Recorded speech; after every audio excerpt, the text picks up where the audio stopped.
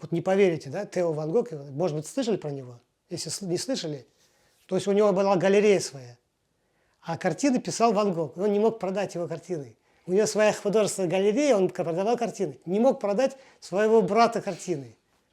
Представьте себе, вот такая вот творческая этот. Я однажды зачитался, книгу мне подарили, Ван Гог. Это интересный рассказ, между прочим. Это один из чудес, которые со мной произошли в моей жизни. Это просто фантастика. Я просто читал книгу, которую мне подарили в поезде. Я ехал в Крым с Москвы, когда я учился в Суриковском институте. Эту книгу я почти дочитал. Она такая не маленькая, страниц 300. Но в то же время я ее как говорится, за сутки почти, пока я ехал, я ничего не ел, забыл, что такое вообще кушать. Я вот зачитался и смотрю в Крым. Уже приехал в Крым. Почти закончил книгу. Я вышел, это был 91 год. Я вышел на перрон, в Джанкое где-то, что-то покушать там продают, что-то пирожки, виноград, яблоки. Я раз взял кулек этого винограда. Кулек это бумажный. Вы должны понимать, что пакетов не было в то время. Бумажный кулек такой, и в нем виноград. Ну, с полкило где-то там. Взял, купил и кушаю, и дальше читаю.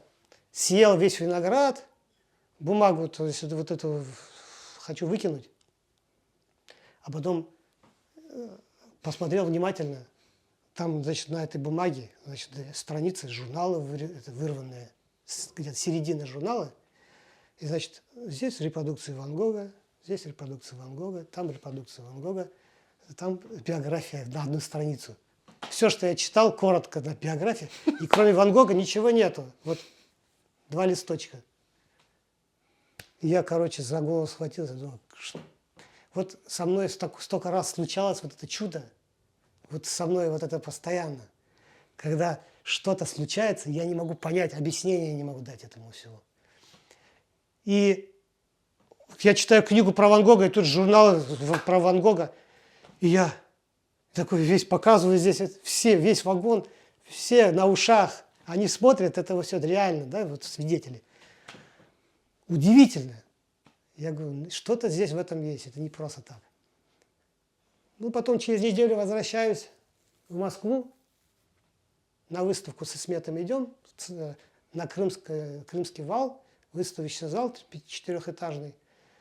И какая-то немецкая художница с Германии, и тут какая-то свита у нее своя, и наши здесь местные москвичи сидят, вот так человек 5 их.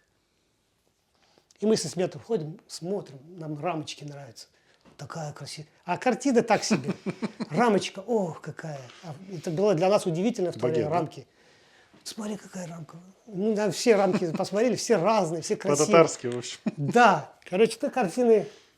Но они к нам подбежали, удивительно, что, пожалуйста, сделайте нам напишите, если вам нравится, вот здесь книги отзывов, напишите что-нибудь. Ну, мы написали, как красиво все это, нам замечательно. И там разговорились, значит, художница сидит, его спонсор сидит, на Ленина похож такой, и сам себя Лениным называет. Я Ленин, я Ленин. А он немец. Дальше наши местные, переводчик есть и 2 местных.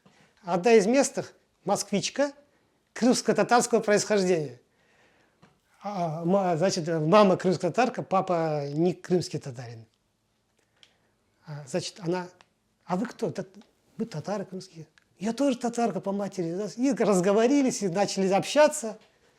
Давайте с нами, давай, короче, дружить с семьями, все, приходите туда-сюда. Мы там полчаса разговаривали пока. На выставку пришел какой-то человек, говорит, я Ван Гог, я Ван Гог, я Ван Гог, я Ван Гог. Значит, переводчик прибегает, говорит, человек говорит, я Ван Гог. Я говорю, что? Раз, короче, его сюда к нам, позови сюда. Раз подошел он, и он показывает паспорт, написано, Ян Ван Гог, живет в Голландии, художник. Я, говорит, Тео, брата его, внук, правнук, короче, праправнук какой-то, его брата Тео, который галерею имел. Я говорю, а вы знаете, неделю назад, говорю, я читал книжку про Ван Гога, и говорю, там такое случилось, и вдруг с вами передо мной вы стоите, говорю. Я говорю, для меня это, говорю, какое-то 2 чуда произошло, а тут 3-е чудо, говорю. А он говорит, как? Я говорю, вот так вот, так вот. Это не может быть за неделю 3 Ван Гога, говорю. Это слишком много, говорю. И он на английском языке говорит, где-то переводчик переводит, в основном на английском языке. Что-то я знал. И он, как хочет, весь меня как это, тоже ему понравился рассказ, и он, все, приезжай ко мне. И мы пошли вечером еще вместе, пошли в театр, посидели в каком-то там спектакле, и он мне визитку свою подарил. И там написано художник Ван Гог, и это сейчас визитка в этой книге, там уже журнальный листок, вот эта визиточка, все это лежит в одной куче. И у меня, говорю, Баллар, моим детям говорю, вот эту вещь никогда не теряйте. Когда я умру, говорю, вот в эту штуку, говорю, вот это все 3 вместе продадите, говорю, за $1 000 000, говорю, на аукционе. Потому что, говорю, а по отдельности они ничего не стоят, говорю, а вместе они ценность. А вы сейчас не пробовали? Я еще, мало того, когда была выставка, одна из выставок в Феодосии, напишите биографию про себя. Что, как, когда, что было. Я говорю, дай-ка я историю про Ван Гога напишу на своей биографии, в заметке. И дома готовился к выставке и пишу, что я однажды был знаком с внуком брата там, Ван Гога, туда-сюда, вот, и как это произошло, пишу, и в это время по телевизору про Ван Гога начали говорить. Я просто в шоке был. А потом, когда выставка прошла, вот открылась выставка, на этой выставке пришла та женщина, которую я 30 лет не видел. Когда мы с Ван Гогом встречались, вот эта татарка пришла на эту выставку. Я говорю, неужели такие вещи случаются? И она случайно на один день здесь оказалась, и оказалась на этой выставке именно. И она как раз, вот мы знакомились с Ван Гогом, когда вместе были на одной выставке.